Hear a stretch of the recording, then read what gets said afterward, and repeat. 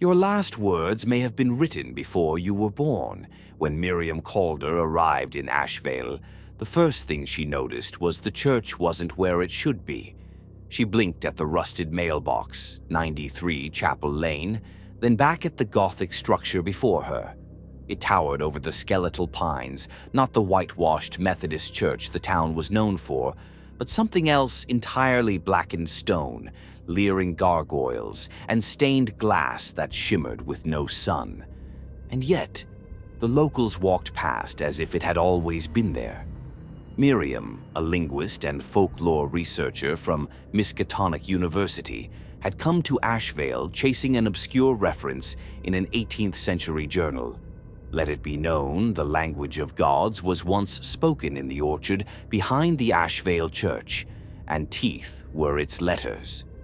It was a metaphor, surely, but the church was gone, and this had taken its place. Inside, the structure smelled of old breath. The air was thick, humid, and sweet in the wrong way. Shelves curved unnaturally, bending into spirals and knots. The books had no titles, only rawhide bindings and faint breathing. Yes, breathing, as though they were dreaming. A woman sat at a central desk. Her hair was white but untouched by age, and her eyes shimmered like the stained glass. "You came for the orchard," she said without looking up. "You're late." Miriam froze.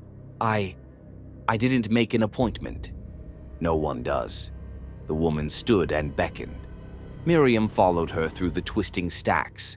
She noticed the walls pulsed slightly, and the sound her boots made wasn't the sound of feet on wood, but of molars grinding. They stopped before a small pedestal. Upon it sat a book that looked disturbingly like a human jaw clamped shut, with thin wires of gold holding it closed. "Each visitor gets one," the librarian said. "This one chose you. What's inside your story? Every word you've ever said, every thought you'll ever have, and your last breath. Open it, and it begins." Miriam hesitated. Her hands trembled. "Why is it shaped like this?" The librarian smiled. "The gods didn't write. They bit meaning into flesh. Their alphabet was hunger, their books, teeth. Curiosity always wins in stories like this." She unhooked the wire. The jaw creaked open with a sick wetness. Inside, rows of molars and incisors fanned out like petals, engraved with tiny runes. Then she heard it. Whispers, faint but clear, in a voice not quite her own. And she stepped deeper, not knowing her shadow had already left her behind. She dropped the book. But the words continued, following her, chasing down her thoughts and naming them before she had them. She fled, stumbling through the corridors. Books rustled as she passed, as if excited. The walls began to shift, opening into a larger hall. There, embedded in the walls like gruesome bricks, were human teeth. Thousands, molars, canines, baby teeth, yellowed, cracked. Some were still wet. In the center, a glass panel displayed a rotating display of jaws, each labeled with names in a script she somehow understood, though she'd never seen it. She read aloud, "Ezekiel Marn, died screaming.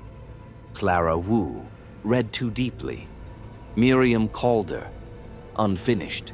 Her knees buckled. The whispering grew louder. Teeth clattered somewhere in the dark.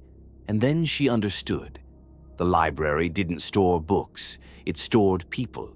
Their knowledge, their language, their life, bitten into permanence. Each book was a living mind, carved and encoded in enamel, kept here long after the body failed. She found the orchard behind the library, an open field of dead trees bearing fruit that looked like baby skulls. In the center, an altar made of fused jawbones, and her own face carved in the stone. But then the librarian appeared, afraid. "You weren't supposed to come this far." "Why?" Miriam said, shaking. "Because your book wasn't written here." "What?" The librarian took a step back. "This library binds, but you Yours is unwritten. You're not a story. You're a blank, a page the gods missed. I don't understand. You shouldn't exist." And then the orchard began to burn, not with fire, but with unmaking. The trees cracked and peeled away into nothing. The ground opened beneath the altar, and a shape began to rise formless, with 1,000 mirrored eyes, each one reflecting a different version of Miriam, some screaming, some dead, some smiling. The voice came again, not from a mouth, but from inside her jaw. "Write yourself, or be written." And then she understood. She could leave, or she could write. Miriam returned to the library. She sat at the desk where the librarian once stood. Only now the chair was empty. The teeth in the walls had gone quiet, listening. The book of her life lay open, blank. She placed her fingers on the page of bone and began to engrave. But she did not write her story. She wrote a new language, one with no verbs, no past, no end. A language the gods could not read. The walls trembled.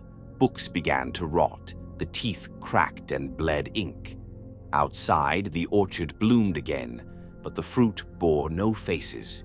And somewhere in the dark, something ancient stirred, confused for the first time. Miriam Calder was never seen again. But if you go to Ashvale, they'll tell you a strange story about a library that used to be a church. A library that vanished one night, replaced with nothing but a tooth the size of a house, buried in the earth like a fossil. And sometimes, at night, it whispers in a language no one taught us. Yet, somehow, we all understand.